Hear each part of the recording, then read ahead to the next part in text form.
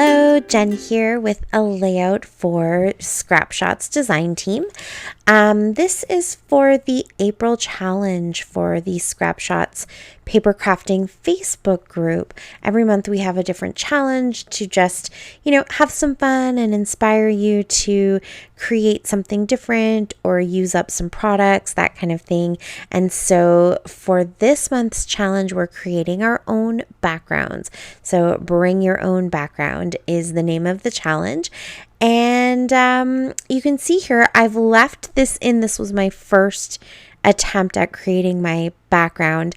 I wanted to share it with you so you could see that, sometimes when you're doing mixed media, you do genuinely have to just play around and experiment a little bit and see what you can come up with. So I wanted to try the technique of blowing bubbles into the soapy water. And I know when I've done it with kids before, you usually use acrylic paint, but I was wondering if I would be able to get enough pigmentation to actually use watercolors. And so I had that background paper, and you could see I kind of experimented with a few different ways of actually getting those bubbles to maybe pick up some of the yellow paint, and it just didn't really work. It wasn't leaving any actual paint or color on the paper. And then I tried a second technique, which is essentially this technique here of just creating my bubbles with some watercolor by using the bottom of the cup to get that round circle shape. But that background paper wasn't watercolor paper, and it was absorbing the paints way too quickly, and wasn't really running or spreading or doing all of those lovely things that watercolors do to kind of get a bubble effect. And so I abandoned that piece of paper, and now I'm using some watercolor paper. This is honestly just cheap watercolor paper that I got at the dollar store, the kind of paper that I keep with me to do exactly this: experiment and play around and just, test out my colors and see what I can do with them. So I knew at the very least this would be a learning exercise, even if it didn't totally work out. So I just had fun, and I thought I would go ahead and just keep that in there so that you could kind of see that it did take me a little bit of time to kind of play around and see. And there's certain things I kind of knew. I knew that the background paper I was initially using is a little bit more absorbent. And so I thought there was a good probability that the water wouldn't run and the colors wouldn't blend quite as much. But it wasn't until I actually tried it to see that they weren't really blending at all. So I thought, I might as well just show you that when I'm doing these techniques, I don't always get it right, and sometimes I just really have to give it a go and see what happens. And occasionally I am really happy and pleasantly surprised, and I often show you those successes.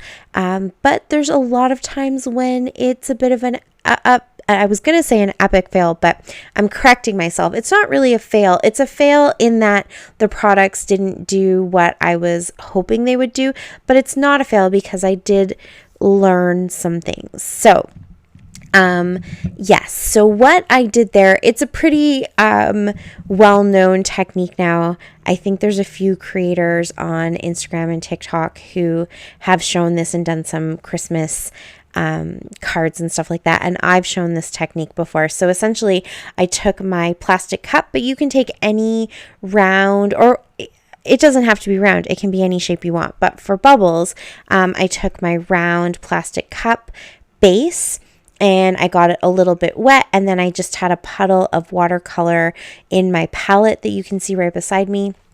I dipped the rim in that palette, and then when you stick it onto your paper, sometimes I just move it around gently to make sure that the plastic, because it can be a bit uneven, that it's making contact with the surface of the paper around the entire circumference, and that leaves an edge of paint. And then you're going to take your paintbrush,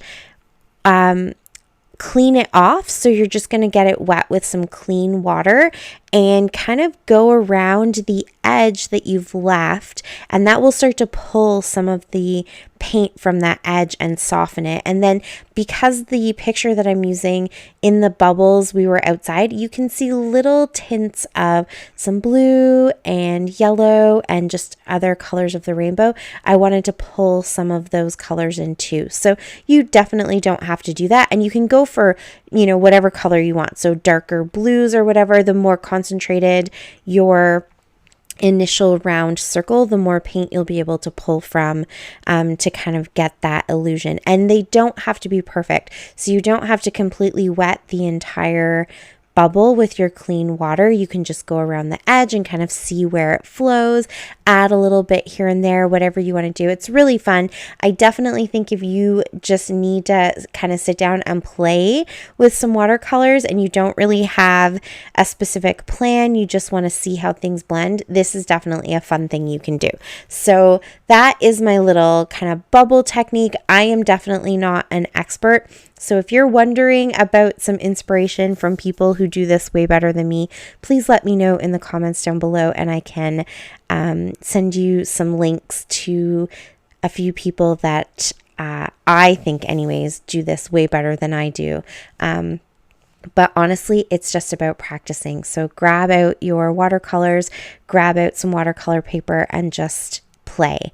And so the background that I was creating turned into embellishments, but you know, you could fill up the entire background of that paper with these beautiful bubbles, which I thought would just be really fun. There you can see the picture that I'm using.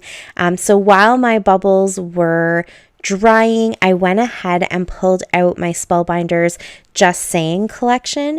What I have is the 6x6 papers, I have the chipboard, and I have the ephemera pieces.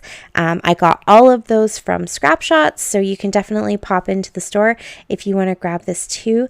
I showed them in my haul, and essentially I just wanted to get a few elements that I could kind of add into the spring and summer stuff I already have, just so I had, you know, a couple of fun new elements to kind of bring into my stash and help stretch what I already have. And this is a really fun one. It's got bright, springy, summery colors, but it also has lots of fun shapes and stuff. And so I thought it would be fun with the bubbles because there are a lot of speech bubbles. Obviously, the collection's called Just Sayin, so it had a lot of speech bubbles. And so I thought I could kind of play with the bubble concept by bringing in speech bubbles as well.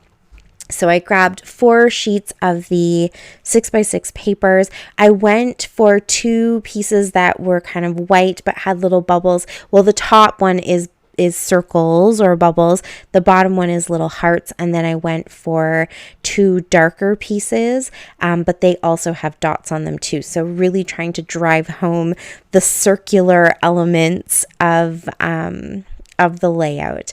And so I just put those together into a grid, popped my picture right into the center.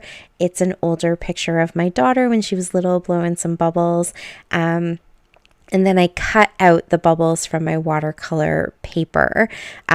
So again, I was trying to make that into a background and probably would have maybe done just a bunch of layering closer to the picture and let the background have all these beautiful bubbles on it. But I kind of like this too. And now my bubbles have a bit of texture, and I've kind of left some of the edges up a little bit. So this has definitely brought some dimension and some texture to the layout. So that's really fun too. And I think they're all really pretty, super unique, super individual. On some of them, I put the little kind of highlight.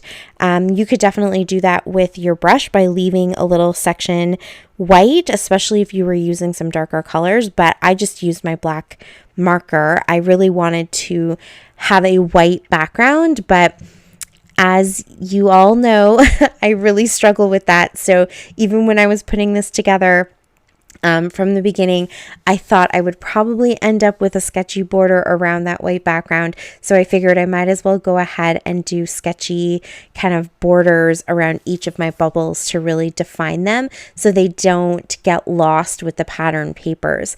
So a few of them have those little highlights, some of them don't. You could draw that in or leave it or use a white gel pen or a white marker or even white paint if you wanted to do that instead. It's totally up to you. Your bubbles can be super unique and you can make them any way you want. Then I went into the chipboard and I pulled out all of the speech bubbles, and then I did the same with the ephemera pack. I pulled out all of the speech bubbles that were there and all of the little circle, there's those cute little circle elements. They're in groupings of 2, so 2 little circles together. I pulled all of those out of the chipboard and the ephemera pack. Now the ephemera pack has 2 of every shape, so it is full of stuff. So I didn't grab like both sets of each shape. I just grabbed one set of every shape. And then as I was putting it together and I thought it was getting a little bit too busy for me, I decided to leave off the ones that were more square. So I only used the speech bubbles that were a little bit more circular, or there's a couple that are actual sort of cloud shapes, except for the one that has the saying that I'm going to put down right here. That's the only one that's kind of more square. The rest are mostly round or kind of like an, off round shape. That's not a thing, but you know what I mean. So I put all of those rectangles and squares back up, and we will use those another day. I think between the chipboard and the ephemera and the 2 speech bubbles that have some words in them, I think everything was busy enough. I didn't need to add more stuff to it. I'm still debating, and so here I'm asking you, let me know down below. Should I do a sprinkling of maybe some gold splatters, and should I add sequins? Those are both go-tos for me and something I definitely was going to do without even thinking about it. But what do you think? Does this layout need it? Is that a more is more situation? Or do you think it looks okay the way it is? I'd definitely be curious to hear what everyone's opinions are. So leave those in the comments below. And yeah, you can see me doing my little sketchy lines here. And that's it. That is my layout. Please go check out the store if you're looking for this collection or, all the new stuff that's coming from 49 and Market and Simple Stories. There's so much new stuff. So please go pop into Scrapshots. The link is down below. You can also come and join our Facebook group and follow along with the challenges. That's super fun. I will leave the link for that too if you want to play along. There's a gift card for the winner. You just pop your project into the correct album for the month and you may have your name drawn. And that's it for me. So thank you so much for watching. I really appreciate it. Subscribe if you haven't already, and until next time, happy scrapping. Bye.